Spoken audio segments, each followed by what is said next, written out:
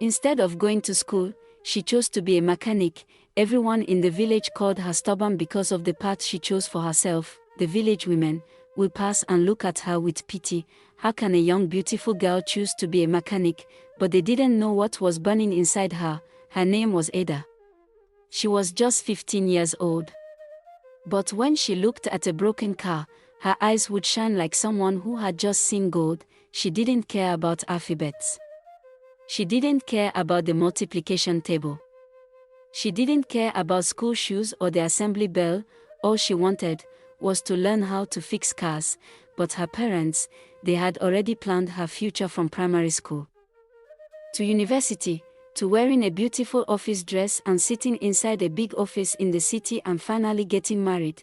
They wanted a doctor, they wanted an engine spanner, they wanted a certificate, they wanted grease on her hands, and that was where the fight began. You're disgracing this family, Ada. How can a girl be a mechanic? His father shouted one Monday morning, holding Ada's school bag. Look at your mates. Already in school by 8 o'clock. And you? You're here again, sitting beside that useless mechanic shed. Ada looked down. Her tiny hands were already stained with black oil. Papa. She said quietly, I want to learn this work. I want to be like Uncle Deli. That name alone made his father's face turn red. Uncle Deli. That dropout. That dirty man with torn trousers who sleeps in his workshop. Ada blinked, holding back tears. His hands may be dirty, Papa. But people come from far to fix their cars with him. Even rich people. Her mother came out from the kitchen, her voice soft but worried. Ada, we know you like this thing. But how will you write WAC? How will you get a job? Do you want to suffer forever? Mechanics don't suffer, Mama, Ada replied. Even when no one gives them job, cars still break down. That day, his father locked her inside the house and went out with the key, but by evening, when he came back, Ada was gone. She had jumped through the back window. Where did she run to? The mechanic shed. The shed was not fine. It was just a wooden shed, covered with old zinc, and surrounded by broken cars and iron parts. But to Ada, it was like paradise, and sitting in the middle of it was his either Uncle Deli, tall, black-skinned, bearded, always with a rag on his shoulder and a song on his lips. When Ada ran to him that day, panting and scared, Deli dropped his spanner. What thing happened? Them beat you again? He asked, wiping his hands. Ada didn't speak. She just bent down, picked up a car battery, and started wiping it with a cloth. Deli looked at her and sighed. Ada, I no go lie to you. This work dey hard for a girl like you. You go carry heavy things. You go smell engine oil every day. You go get cuts and burns. Are you sure? Ada nodded like a lizard. I'm sure, Uncle. I no want school. I want to fix car. That was the day her apprenticeship began. Not officially, no ceremony, no kola nut, no family witness, just a girl who followed her heart, and a mechanic who decided to give her a chance. Every morning before the sun rose, Ada would sneak out of the house. Her blouse wore out and was folded at the bottom, and she wore old brown slippers with a cut at the back. She will rush and finish the house chores before her parents wake up and run to the mechanic's shed. At the mechanic's shed, she helped Uncle Deli clean tools, observed repairs. When Deli was under the car, Ada would sit beside him and shine the torchlight. Hold the light well, you this girl. Deli would shout, and Ada would smile, because every insult was a blessing to her. But it didn't take long before the whole village heard. They mocked her parents. Not so children, they disgrace parents now. She no go even past JSS 3. Mechanic. At her age. Chai. Her father stopped talking to her. Her mother cried every night, but Ada kept learning. And then one day, something happened that changed everything. It was on a Friday. A big man from the city with a black jeep and a gold wristwatch drove into the village. His car broke down on the way to a funeral. The whole village gathered, shouting, "Call Deli! Call Deli!" But Deli was not around. He had traveled for a burial in the next town. The man was angry. My time is going. I have to get to Umoma by 3 p.m. Where is your mechanic? Someone whispered, maybe his small girl apprentice can try. Who? Ada. Another laughed. That small girl. But Ada was already walking to the car, slowly. Calmly, she opened the bonnet. Looked inside, and then, she did something no one expected. She removed the tiny wire near the battery, she cleaned it with sandpaper, she checked the fuse box, she tapped a part of the engine gently, then she turned to the man. Try to start it now, sir. The man frowned. You. Are you playing with me? Just try, sir. The man entered the car, cray. The engine came to life, everyone shouted, women clapped, children ran around, old men nodded their heads like judges in a competition. The big man came down, shocked. Who trained you? Ada pointed quietly to Deli's shed. Then the man brought out 5,000 Nigerian nairas and placed it in Ada's hand. You're going far, young girl. Never let anyone stop you. But when Ada got home that evening, with her oily black hands and 5,000 Nigerian nairas in her pocket, she met something unexpected waiting for her, her father, and this time, he was holding a cane. The cane was waiting before she knocked on the door. Ada stood outside for a moment, holding the 5,000 Nigerian nairas note in her oily hand. Her heart was beating, her blouse was soaked with sweat and engine oil. Her eyes were tired, her fingers had cuts and bruises, but her smile was still there.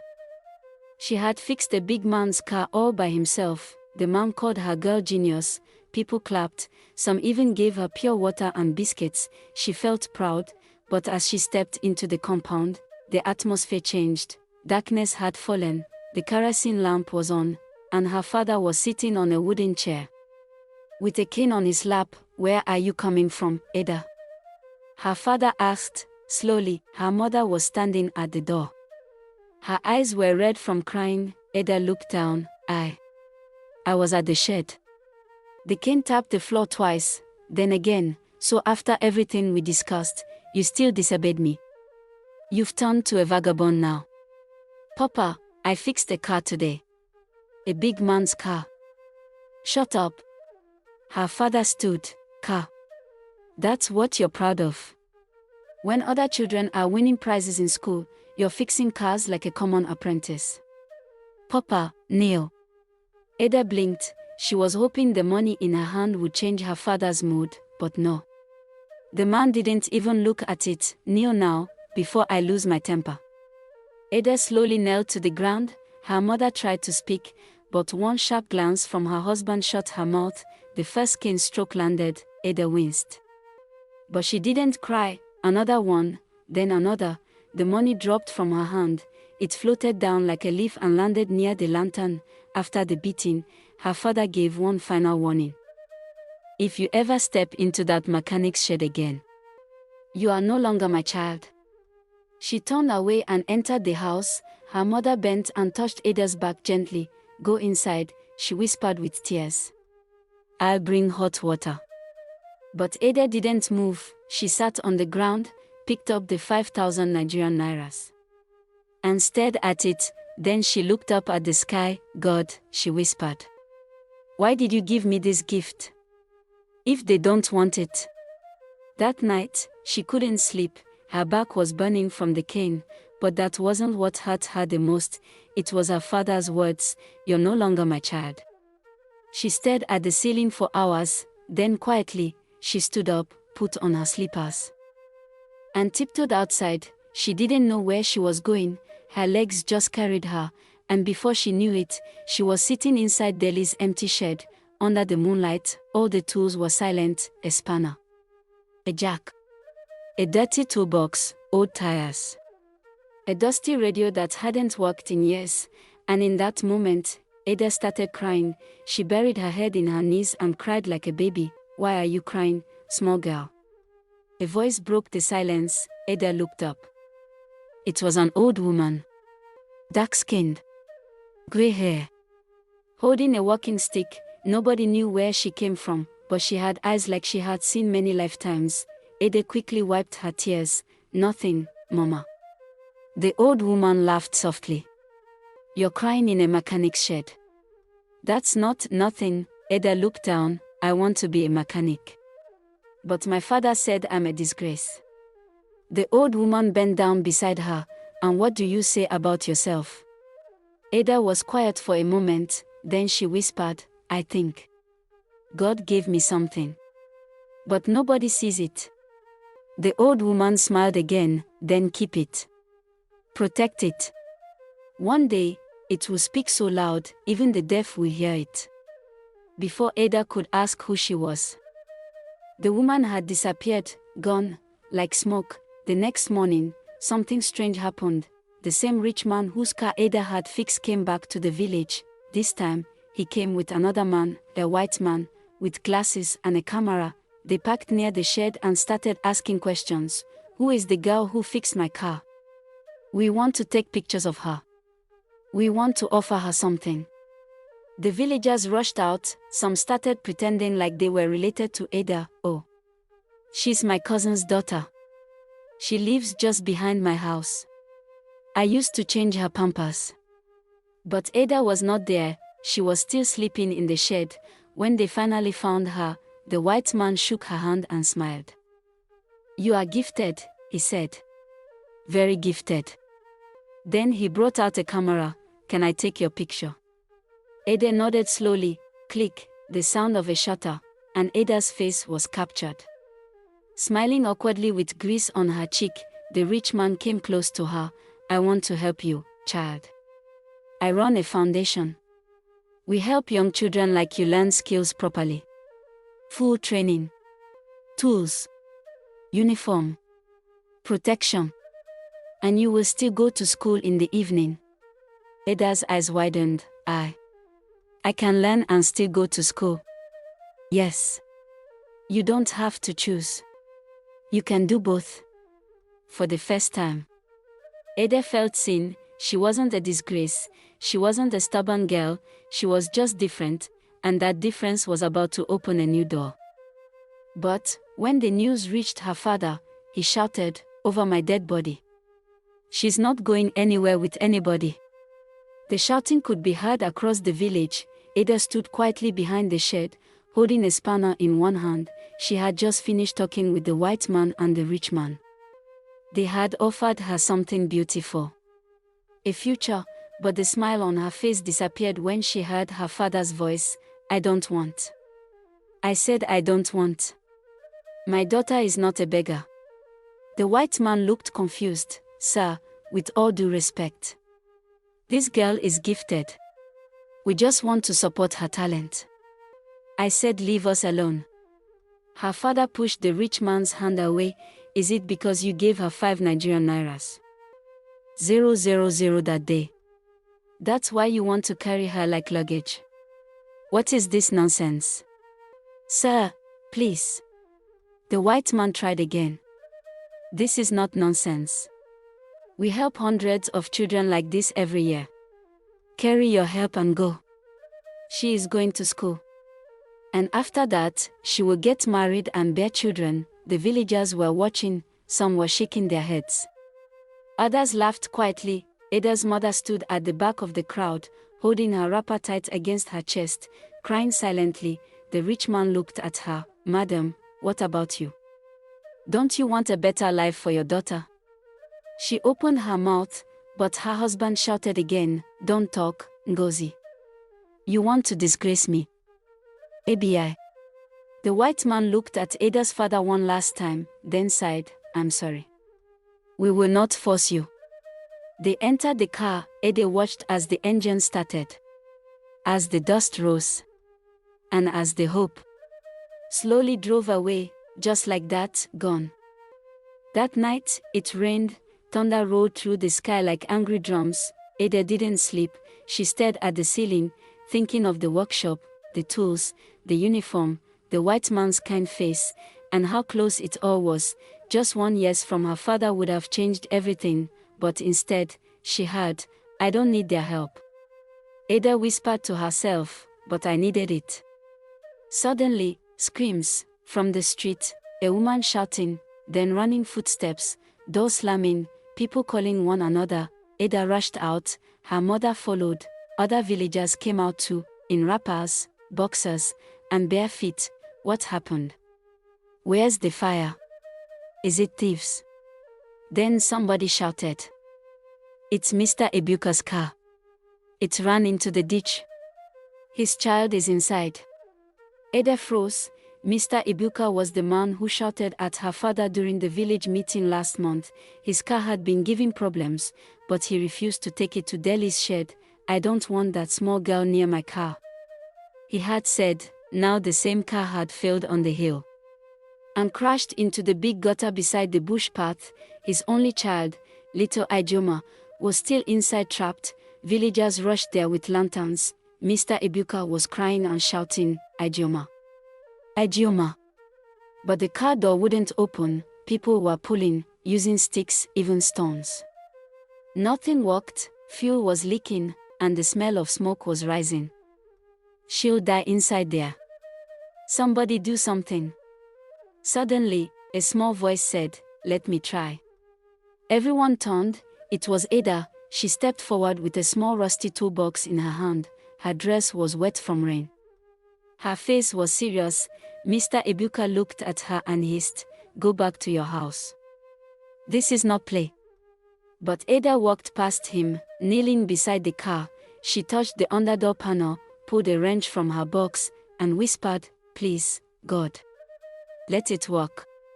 In less than a minute, she found the stop joint. Another minute. She loosened the side, and with one final twist, click, the door flew open. A small hand reached out. Ijeoma was safe. The whole village gasped. Ada lifted her out carefully and gave her to her crying mother. Nobody spoke for a moment. Then someone said, that girl just saved a life. Another said, she's not just playing. She knows what she's doing. Mr. Ebuka turned to Ada slowly. His lips were shaking. Thank you, he whispered. I'm sorry.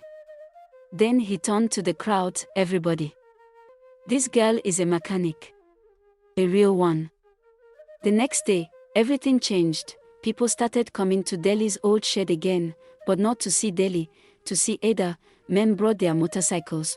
Women came with grinding machines. Someone even brought a generator from 2 towns away, all for the small girl who saved Ijeoma. Her father watched silently from the house. At first, he refused to say anything, but one evening, when Ada came back with 8,000 Nigerian nairas in small notes, he sat down beside her and said, you're still my daughter. Ada didn't answer, but she smiled, a small, quiet smile that looked like the moonlight, but that wasn't all. That night Ada couldn't sleep early. This time it wasn't out of pain or beating from her father, it was out of happiness and the words coming from her father. Years passed and Ada had grown into a beautiful woman. She had turned 18. Still working at Deli's mechanic shop, without a school certificate, until one fateful morning, the white man returned, and this time, he didn't ask for permission. He brought a camera crew.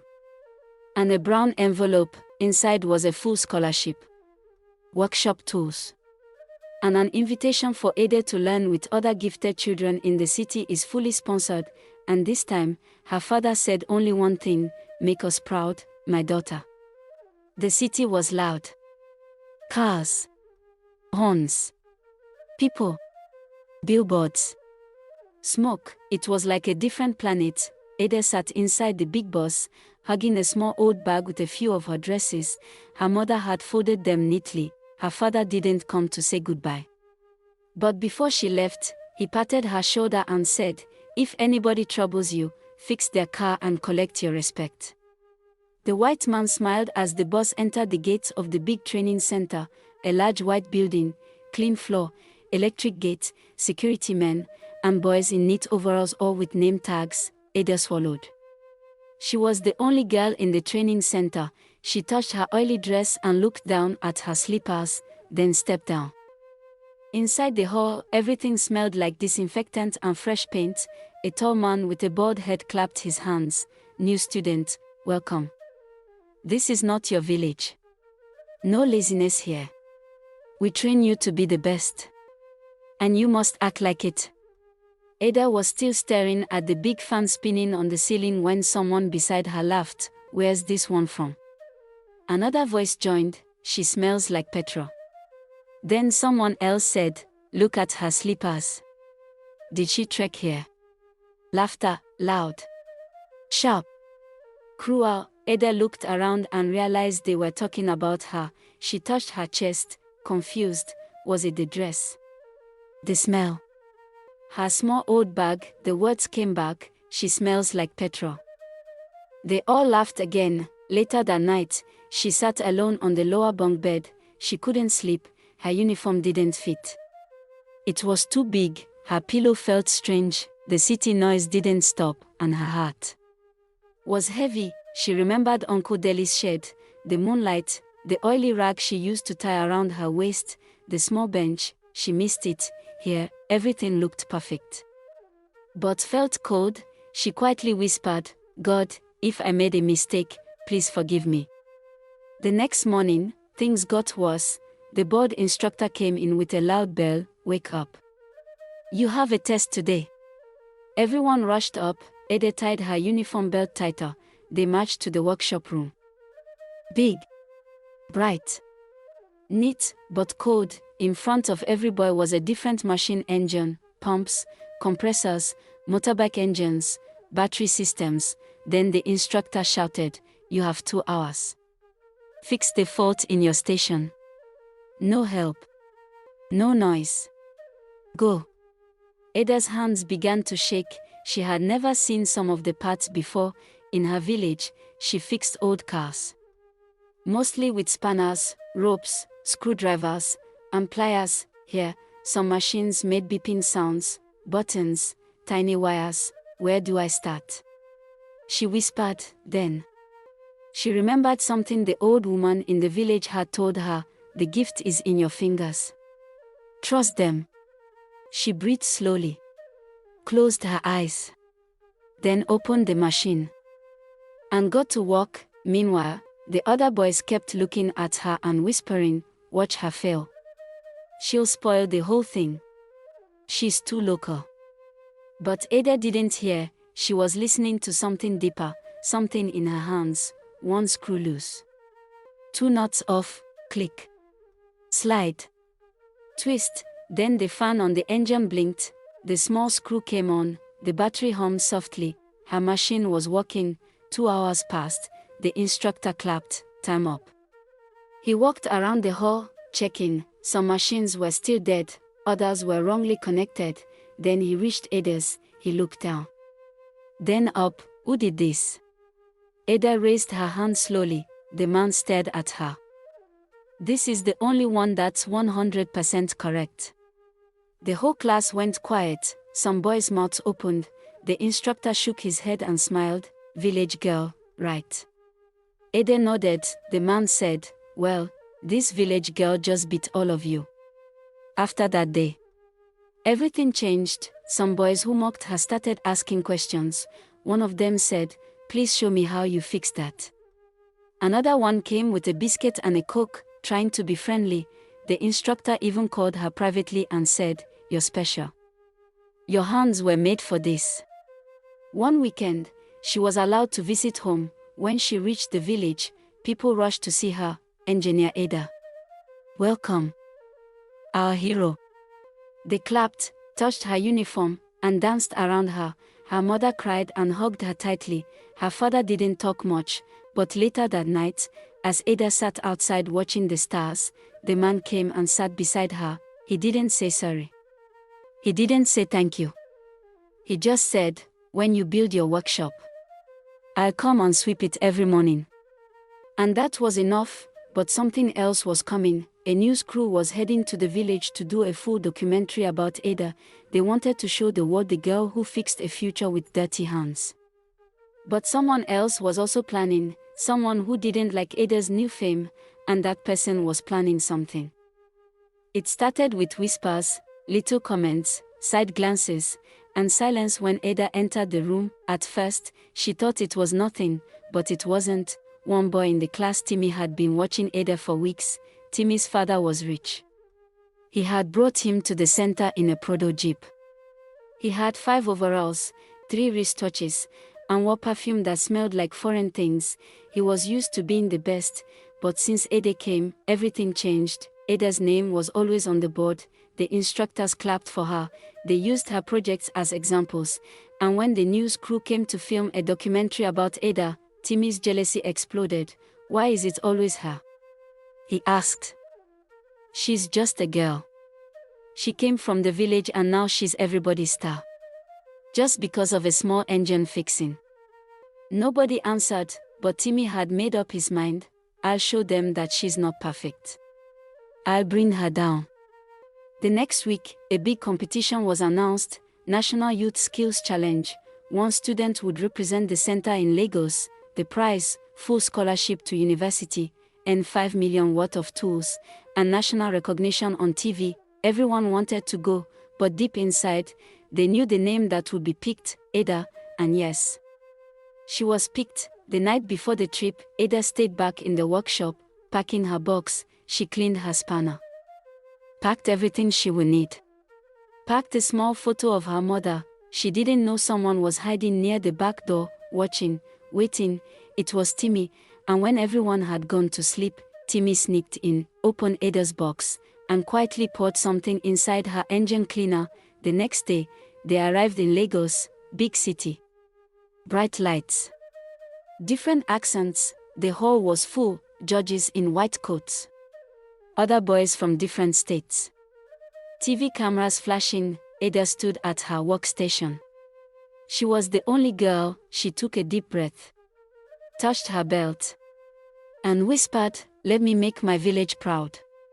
Then the bell rang, begin. She opened the engine, touched the switch.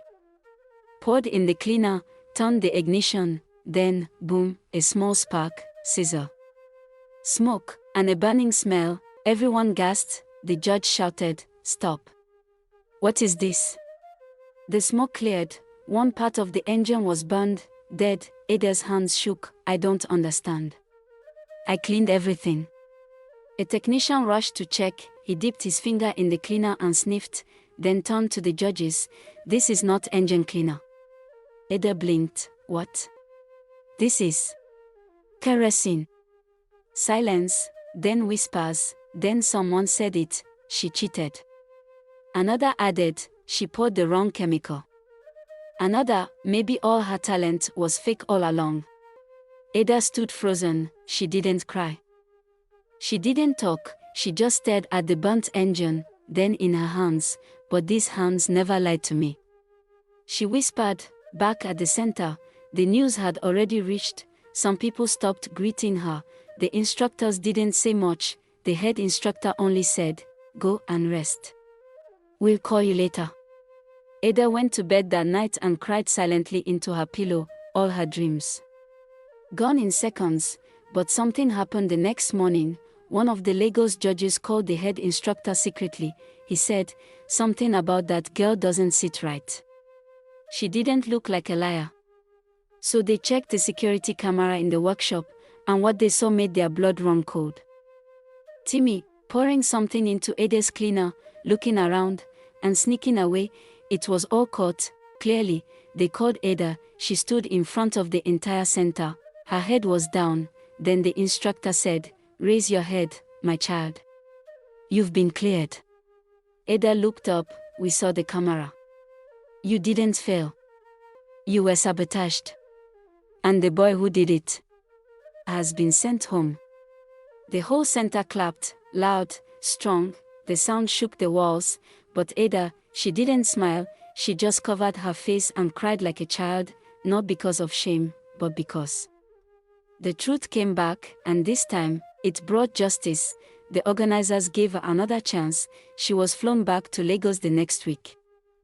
And this time, she didn't just fix the engine, she redesigned it. The judges stood, clapped, took pictures. She won everything: scholarship, tools, national honor, and something else: respect. Back home, the entire village celebrated. They brought drums, palm wine, even Ada's father danced.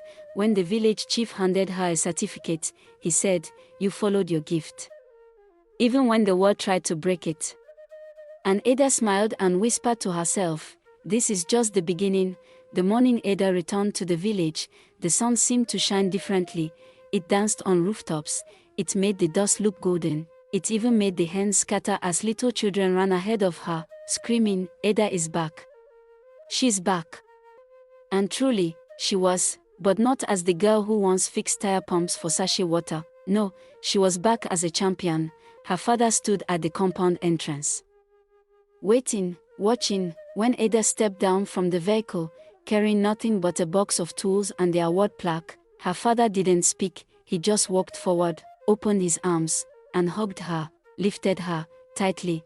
"I was wrong, my daughter," he whispered, voice shaking. "I thought you were throwing your life away. But you held it in your hands and fixed it."